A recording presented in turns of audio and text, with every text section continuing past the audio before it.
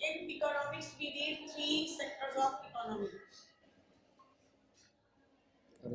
3 sectors of economy हम पढ़ते हैं, प्राइमरी, सेकेंडरी एंड टर्शियरी.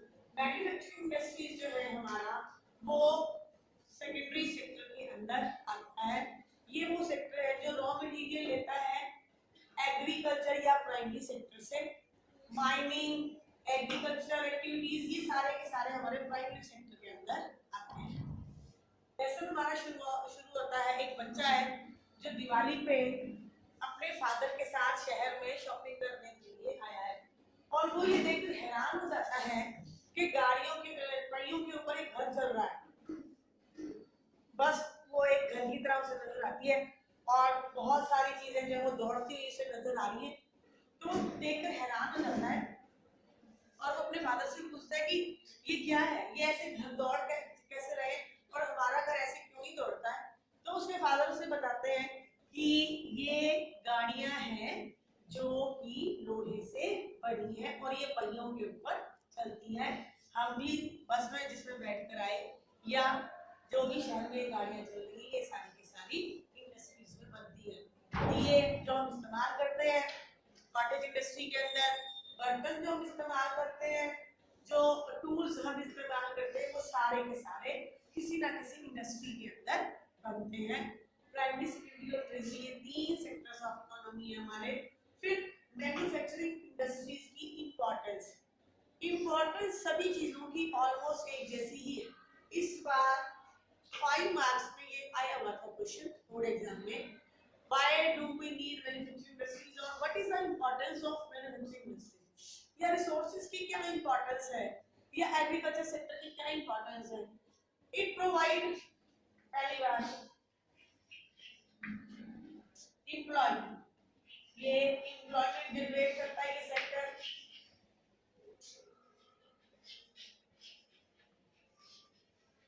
दूसरा इकोनॉमिक डेवलपमेंट, किसी भी देश की अर्थव्यवस्था को बेहतर किया जाता है with the help of industries.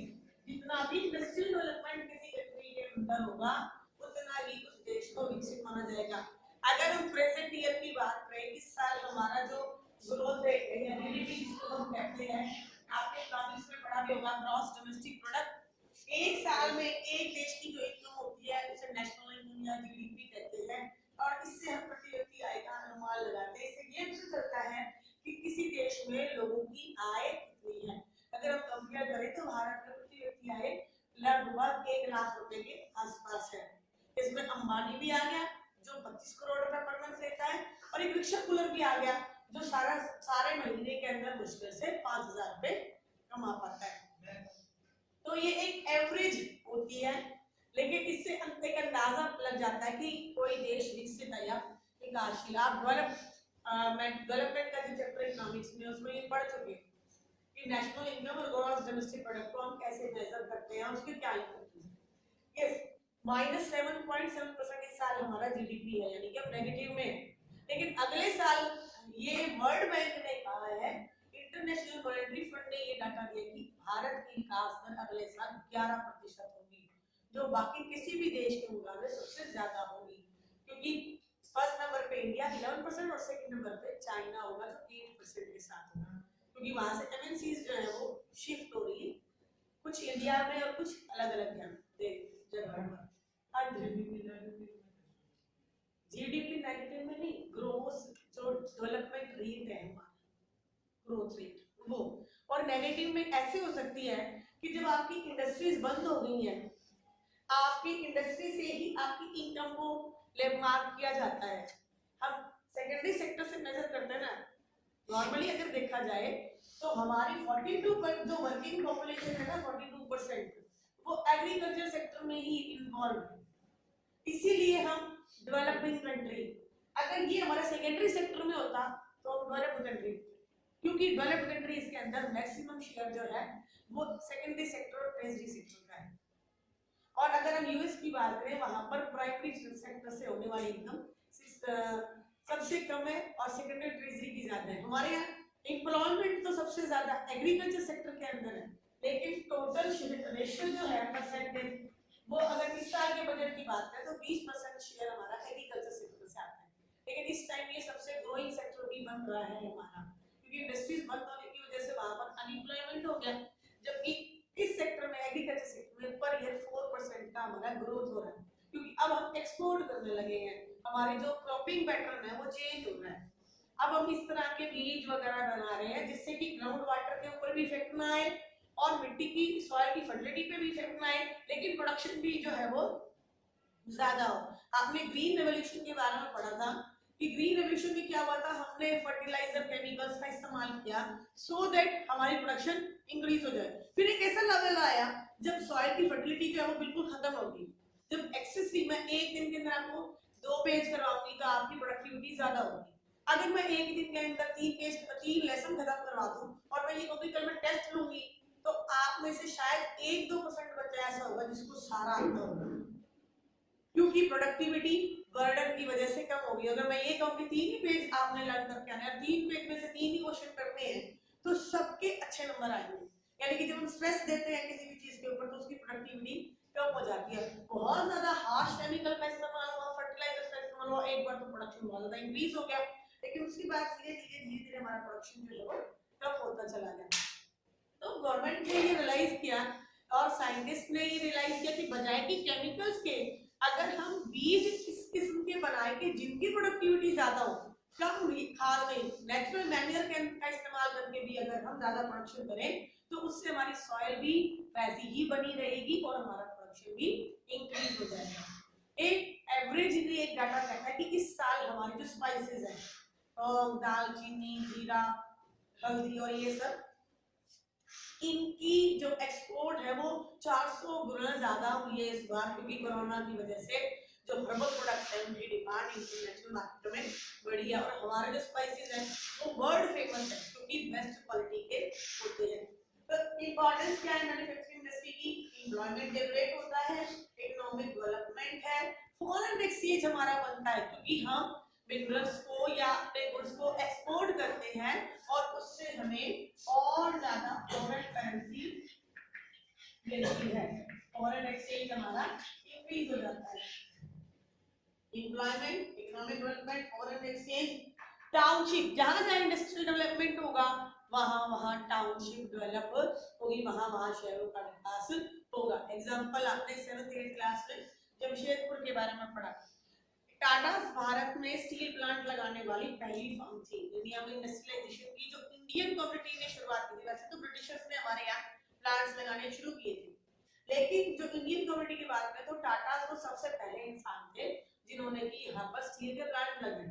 और वो उन्होंने देखा कि छोटा नागपुर जो रीजन हमारा दक्कन प्लेटू का, उस प्लेटू रीजन में मिनरल्स बहुत ज्यादा हैं, तो उन्हें ये विचार आया कि क्यों ना हम यहाँ पर प्लांट लगाएं। और फिर जमशेद जी ने वहां पर एक स्टील प्लांट लगाया। धीरे धीरे उनके ही नाम पर उस एरिया का नाम बन गया जमशेदपुर, ये एक पर्सन के नाम पर आया। ठीक है, तो जैसे जैसे इंडस्ट्रियलाइजेशन होता है, जहां पर भी कोई इंडस्ट्री डेवलप होती है उसकी वजह से वहां पर टाउनशिप भी डेवलप होती है। अगर रोहतक शहर की बात करें, रोहतक शहर के अंदर लगभग 1000 यूनिट्स हैं जो नट बोल्ट्स बनाती है, और हमारे यहाँ के नट बोल्ट नासा तक जाते हैं, वहां पर जो स्पेस क्राफ्ट बनते हैं उसमें हमारे यहाँ के नट्स का इस्तेमाल होता है। इवन की दुनिया की कोई ऐसी गाड़ी नहीं है जिसमें इंडिया के बने हुए नट बोल्ट्स ना इस्तेमाल होते हो। और वाइडिंग भी हरियाणा में रेवाड़ी का जो एरिया हमारा, वहां पर तारें बनती है और वो सारी की सारी एक्सपोर्ट होती है। हमारा प्रांत छोटा है लेकिन भारत की अर्थव्यवस्था में एक इम्पोर्टेंट रोल प्ले करता है।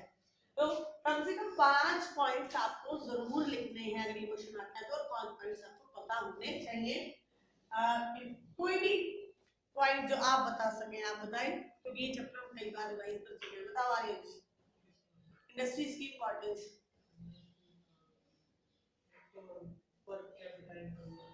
यस, इम्पोर्टेंट रोल हो गया।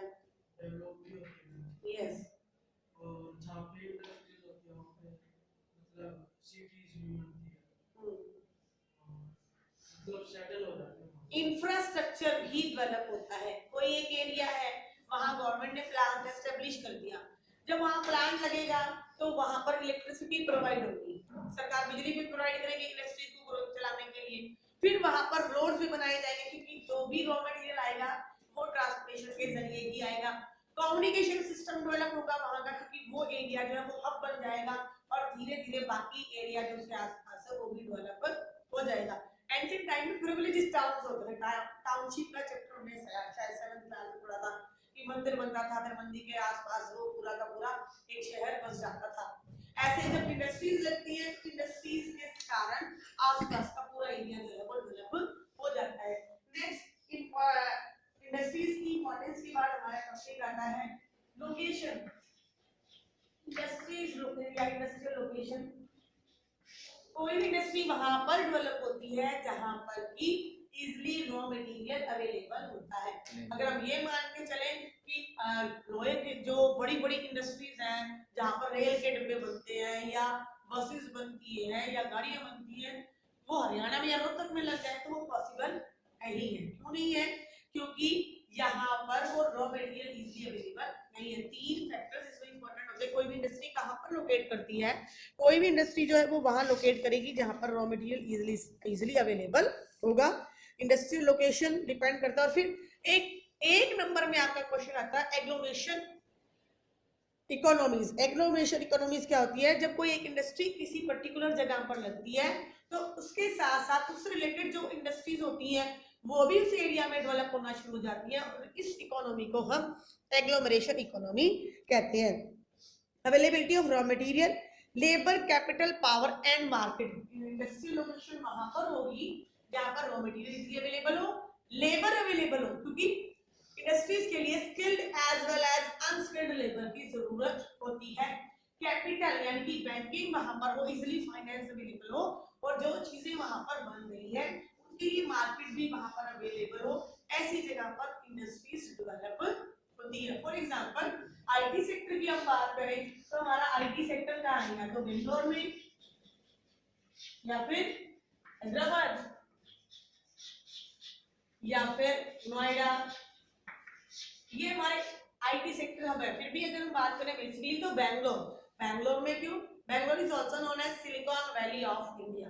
जैसे यूएस के अंदर आईटी सेक्टर जो है सिलिकॉन वैली के अंदर है, ऐसे ही जैसे सिलिकॉन वैली फेमस है आईटी इंडस्ट्रीज के लिए, ऐसे हमारा बैंगलोर जो है वो फेमस है आईटी इंडस्ट्रीज के लिए क्योंकि क्लाइमेटिक कंडीशंस जो है वो फेवरेबल है और एमएनसी जितनी भी मल्टीनेशनल फर्म्स हैं इससे इस सेक्टर से रिलेटेड वो मेजरली बैंगलोर में ही है। उसके बाद अगर हम बात करें हैदराबाद में, नोएडा में, दिल्ली में, गुड़गांव के अंदर, ये वो एरियाज हैं जहां पर हमारे आईटी हब्स है या आईटी इंडस्ट्रीज है। क्यों? क्योंकि अब मान लीजिए कोई आईटी सेक्टर का कोई भी इंजीनियर होगा तो वो क्या प्रेफर करेगा? वो बिहार जाए या बेंगलोर जाए? बेंगलोर। क्यों? क्योंकि उसकी जॉब की प्रायोरिटीज वहां पर मिलेगी, उसको अपॉर्चुनिटीज वहां पर मिलेंगी। इंडस्ट्रियल लोकेशन के बाद हमारा आता है मार्केट लिंकेज। रॉ मटेरियल से हमने प्रोसेसिंग की, इनपुट डाले, चीजें तैयार की, उसके बाद ट्रांसपोर्ट, रॉ मटेरियल फैक्ट्रीज तक आया, ट्रांसपोर्ट हुआ, फैक्ट्रीज में उसको प्रोसेसिंग की गई, फिर उसको फाइनल गुड में हमने कन्वर्ट किया, आउटपुट बन गया, आउटपुट के बाद फिर से ट्रांसपोर्ट की जरूरत पड़ी और फिर वो मार्केट तक पहुंचा। ये मार्केट लिंकेज है। अगर सपोज कि 1 नंबर में आए तो, अदरवाइज ये आज तक आया नहीं है, लेकिन इंपॉर्टेंस जो है वो वेरी इंपॉर्टेंट है। ये आप याद रखिए। एग्रीकल्चर सेक्टर तो भी इंप्लॉयमेंट जनरेट करता है, ये कॉमन टॉपिक, कॉमन पॉइंट सबका। दूसरा फॉरेन एक्सचेंज हमें मिलता है। तीसरा डेवलपमेंट होती है, जो पर कैपिटा इनकम है वो इंक्रीज होती है, फॉरेन एक्सचेंज बढ़ता है, हमारा एक्सपोर्ट इंपोर्ट बढ़ता है, XYZ। आप 5 में से 3 पॉइंट तो लिख ही सकते हैं। समझ आया Harish? Okay. Classification of resources. हम रिसोर्सेज के बेस पे इंडस्ट्रीज को अलग अलग पार्ट्स में डिवाइड करते हैं। सबसे पहले एग्रो बेस। हमारे ज्योग्राफी के सारे चैप्टर लिंक हैं और आसान है, और भी आसान हो जाते हैं अगर हम मिनरल्स वाला चैप्टर भी हम करते तो। आपको चैप्टर 4 याद होगा, उसमें हमने एग्रीकल्चर के बारे में पढ़ा था, एग्रो बेस, मिनरल बेस, और तीसरा है chemical.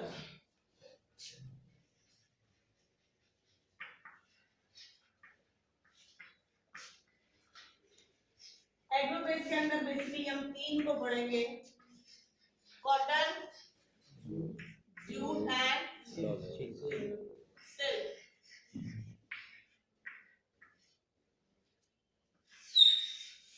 Second largest industries of the country. Approximate 3.5 million people are involved in the cotton textile industry. Basically located at Gujarat and Maharashtra. Mumbai is known as capital of cotton clothes. The best quality cotton of the world produced in cotton clothes are produced in Gujarat. अगर आपने बहुत अच्छी किस्म का सूती कपड़ा पहन रखा है और वो भारत में अगर बना है तो वो अहमदाबाद में ही बना हुआ होगा। एक आप कहीं भी अगर वर्ल्ड में जाए तो ये पहचान है हमारी। इस पार्ट में से क्वेश्चन आता है कि हम बेस्ट क्वालिटी कॉटन ग्रो करते हैं लेकिन फिर भी हम बेस्ट क्वालिटी कपड़ा जो है वो बना नहीं पाते हैं, ऐसा क्यों?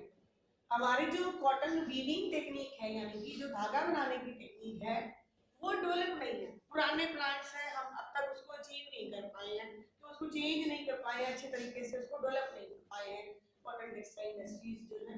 तो इसीलिए हमारे यहाँ पर कपास तो बहुत अच्छी किस्म की होती है लेकिन उसको हम एक्सपोर्ट कर देते हैं क्योंकि धागा हम अच्छी किस्म का बना नहीं, धागा भी बना दें कपड़ा तैयार हम नहीं कर पाते क्योंकि हमारी टेक्निक डेवलप नहीं हुई। वैसे दुनिया में सबसे अच्छे कॉटन जो है शर्ट्स यूएस में मिलती है। एक कपास 50 रुपए किलो बिकती है लेकिन जब उसे 1 किलो कपास शर्ट तैयार हो जाती है और वो फिटरिंग लिंक के टैग से बिकती है तो 3,500 रुपए की हो जाती है। यानी कि 1 किलो के अंदर अगर 3 शर्ट होगी तो वो 10,000 रुपए की होगी और हम बड़े प्रसन्न होकर उसको लेकर आते हैं। वो किसान बेचारा जो उगा रहा है वो 50 रुपए किलो में बेच रहा है और उसमें भी उसको पूरा मुनाफा नहीं मिल रहा और एक इंडस्ट्रियलिस्ट जिसने उसको खरीदा गंदोड़े भी तो बच जाते हैं, गंदोड़े भी तो बच जाते हैं, गिनोले भी बचाते हैं तो भी कहाँ 50 और कहाँ 3,500। जब आप शोरूम पर जाएंगे तो वो कहेंगे हाँ ये स्टार्टिंग रेंज है हमारी, फिर आप उससे ऊपर चलते जाएंगे। ऑफ होने के बाद भी वो हमें 4-5 हजार रुपए की पड़ी। A6 का जूता वो ऑफ होने के बाद 7,500 रुपए और वही अगर एक लोकल दुकानदार बेच रहा हो उसी क्वालिटी में तो वो बेचारा 500 रुपए में ले जाओ करके।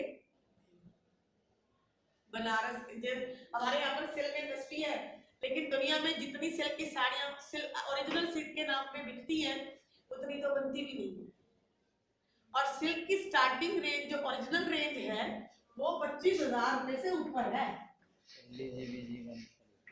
25,000 रुपए से ऊपर से रेंज स्टार्ट होती है लेकिन मार्केट में आपको 10,000 रुपए की भी ओरिजिनल कहके बेची जाएगी जो बड़ी 5,000 से भी कम में होगी और हम उसको बड़े प्रसन्नचित होकर खरीद कर लाएंगे। ये प्योर सिल्क है और वो है लीजी बीजी का होता है, लीजी बीजी कॉटन का ये कपड़ा जो सॉफ्ट होता है लेकिन उसमें 20% जो है वो सिंथेटिक मिक्स होता है, सुटेबल है गर्मी के अंदर। कहाँ से सुन के आए लीजी बीजी?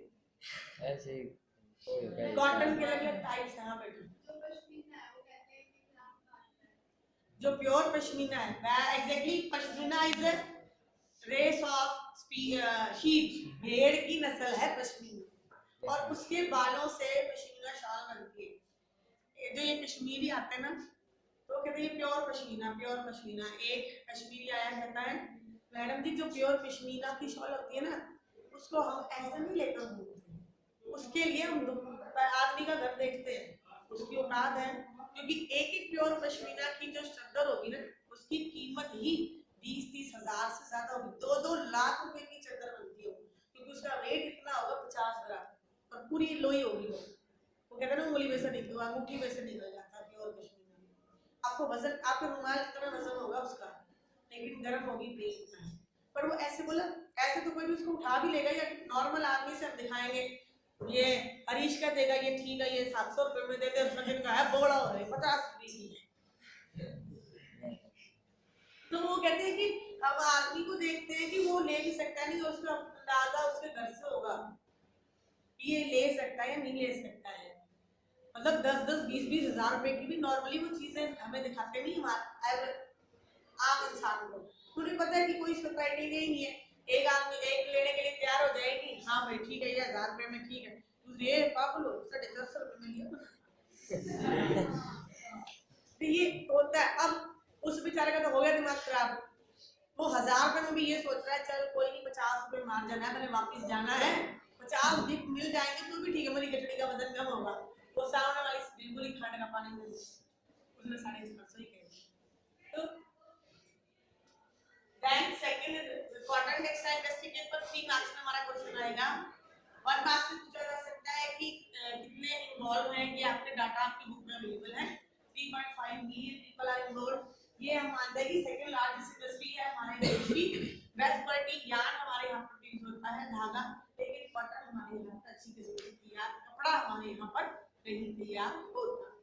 सेकंड आती है हमारी जूट इंडस्ट्री। इसके ऊपर क्वेश्चन आता है कि सरकार जूट इंडस्ट्री को क्यों प्रमोट कर रही है। एक तो ये एनवायरमेंटल फ्रेंडली गुड्स है, और दूसरा हमारे जो वेस्ट बंगाल है वो second largest producer of the world है जूट का। हुगली इंडस्ट्री, हुगली नदी के किनारे 10 किलोमीटर के एरिया में हमारी जूट इंडस्ट्रीज जो है वो लगी हुई है, और सरकार प्रमोट कर रही है क्योंकि ये एनवायरमेंटल फ्रेंडली है। 2005 के अंदर गवर्नमेंट ने एक पॉलिसी बनाई, क्योंकि जो इसका हमने सब्स्टिट्यूट निकाला था प्लास्टिक, उसकी वजह से बहुत ज्यादा पोल्यूशन होता है। दूसरा जूट को प्रमोट करने के लिए, तो क्योंकि जो किसान जूट ही खेती करते हैं वो इसी के ऊपर डिपेंड करते हैं, तो इंटरनेशनल लेवल पे भी ये डिमांड बढ़ने लगी कि बजाय कि दूसरी चीजों के या प्लास्टिक के हम नेचुरल प्रोडक्ट्स को ही प्रमोट करें। एम्प्लॉयमेंट मिलेगा, हमारे गुड्स की डिमांड बढ़ेगी, क्योंकि अब जूट बैग्स का ही इस्तेमाल नहीं होता, फैशनेबल आइटम्स में भी रोब बनाने के लिए, ये डोर मैट्स बनाने के लिए, कपड़े बनाने के लिए, तो ट्रेडिशनल यूज है इसका। और अलग अलग जगह पर हम जूट का फैशनेबल आइटम्स बनाने के लिए, एक्सेसरीज वगैरह के लिए जूट का इस्तेमाल करते हैं। लास्ट ईयर जूट की रेंज लॉन्च की रेमंड्स में, जिसमें उसकी सूट लेंथ आई है, यानी कि जो 3 पीस सूट है या जो जोधपुरी सूट्स है वो आप जूट के कपड़े में खरीद सकते हैं, जो कि सूटेबल होंगे आपको गर्मी एज वेल एज सर्दी में। आपको डबल पैसे खर्च नहीं करने पड़ेंगे। नेक्स्ट है सिल्क सेरीकल्चर, इसको कहते हैं। सिल्क वॉर्म से सिल्क बनती है, मलबरी ट्रीज के ऊपर इसको ग्रो किया जाता है, और हमारे यहाँ पे सिल्क की बहुत ज्यादा डिमांड है। वैसे सिल्क की शुरुआत चाइना से हुई थी, वो सिल्क वॉर्म की प्रोसेसिंग या 7th क्लास में फैब्रिक एंड फाइबर में कर चुके हैं कि कैसे वो धागा निकलता है, फिर उसको बॉयल करते हैं अंडों को, और फिर इस तरह से उसको प्रोसेसिंग करके हम तैयार करते हैं।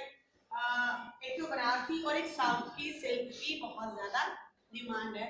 जो बनारसी सिल्क है वो तो मोदी जी के आने के बाद प्रमोट हुई ज्यादा, क्योंकि बनारस उनका क्षेत्र है जहाँ से इलेक्शन होते हैं। तो ये भी हमारे जो इंडस्ट्री है या हमारा जो जीडीपी का शेयर है उसमें इंपॉर्टेंट रोल प्ले करता है। क्या कह रहे बेटा? नेक्स्ट आ जाता है टेक्सटाइल इंडस्ट्री के बाद कॉटन, जूट, सिल्क हो गया। इस चैप्टर में से आपका मैप कॉटन इंडस्ट्री कहाँ पर है, और ये मैं कोई बात कहती हूँ ना, ये शिराज ऐसे सबसे ज्यादा। Now mineral based industry, what were the challenges faced by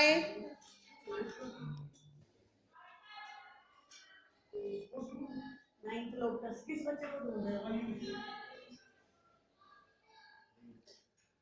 yes, challenges faced by industry, ये आपका क्वेश्चन आता है कि जूट इंडस्ट्री के सामने कौन कौन से चैलेंजेस हैं। पेज नंबर 70 पे इसको मार्क कर लीजिएगा, ठीक है। फिर sugar industry, India is the second largest producer of sugar after Brazil and largest consumer of sugar. Bharat गन्ने के उत्पादन में दूसरे स्थान, चीनी के उत्पादन में दूसरे स्थान पर है, और चीनी खाने में हम लोग पहले नंबर पे हैं। एक्सपोर्ट क्वालिटी शुगर हम लोग बनाते हैं। यहाँ से हमारा क्वेश्चन आता है कि शुगर इंडस्ट्री हमारी साउदर्न पार्ट में क्यों शिफ्ट हो रही है। वो मैंने आपको पहले ही बताया था कि साउथ का जो गन्ना होता है उसमें ग्लूकोज की क्वांटिटी ज्यादा होती है, क्लाइमेटिक कंडीशन फेवरेबल, क्योंकि हमारे यहाँ गर्मी ज्यादा पड़ेगी, जैसे जैसे गर्मी ज्यादा पड़ेगी वैसे वैसे गन्ना सूखेगा, और जब गन्ना सूखेगा तो उसका रस कम हो जाएगा। ऐसा ही है, ठीक। ये गन्ना उगाने वाले किसानों से क्लैरिफाई करना जरूरी है। India stands second as a world producer of the sugar, but occupies the first place in the production of गुड़ and खांड सारी। लेकिन अगर गुड़ और खांड सारी की बात करें तो इसके प्रोडक्शन में हम नंबर 1 है। आजकल अमेज़न पे गुड़ कैंडी भी आ रही है। गुड़ कैंडी का मतलब आइसक्रीम स्टिक के ऊपर गुड़ की डली लगाकर, और वो डली छोटी सी होगी, 5 रुपए की एक स्टिक है, वो 250 रुपए की पैकिंग है। 250 रुपए में 50 30 रुपए किलो गुड़ मिलता है, 20, और वो ट्रैक्टर वाले बेचारे 40 रुपए दे जाते हैं, 50 मैक्सिमम। और वो 5 देखो, इंसान राख भी बेच सकता है,